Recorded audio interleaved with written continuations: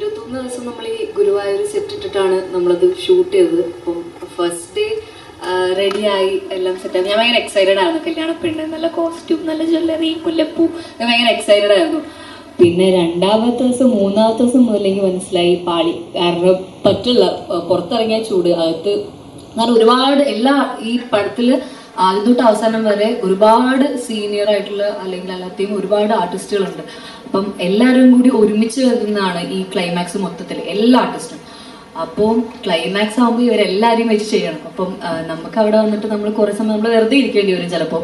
അപ്പം മിക്ക സമയങ്ങളിൽ നമ്മൾ കാരവാനിൽ തന്നെ ആയിരിക്കും, അല്ലെങ്കിൽ ചില സമയം നമുക്ക് അവിടെ ഇരിക്കാൻ പറ്റില്ല, ബോറടിക്കും, പുറത്തേക്ക് ഇറങ്ങും. അപ്പം അങ്ങനെയാണ് ഷൂട്ട് പോയിക്കൊണ്ടിരുന്നത്. ചിലപ്പം നമുക്ക് ഉറങ്ങാൻ പറ്റില്ല, കാരണം എനിക്ക് ഇത്രയും സെറ്റ് വെച്ചുകൊണ്ട് ഉറങ്ങാൻ പറ്റില്ല, റെസ്റ്റ് എടുക്കാൻ പറ്റില്ല. ബട്ട് സ്റ്റിൽ പുറത്തേക്ക് ഇറങ്ങി ആ ഷൂട്ടൊക്കെ കാണുന്ന സമയത്ത് ഭയങ്കര രസമാണ്.